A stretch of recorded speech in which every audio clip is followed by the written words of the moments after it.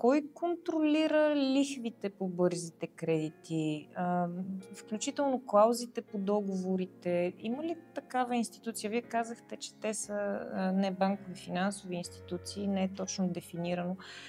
Има ли в крайна сметка такъв някакъв контрол, нещо, някакъв контролен орган, нещо, което...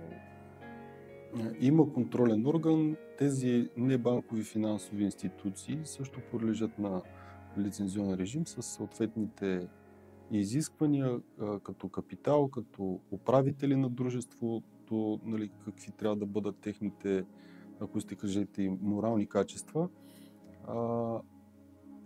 като също подлежат на вписване в регистър към Българска народна банка.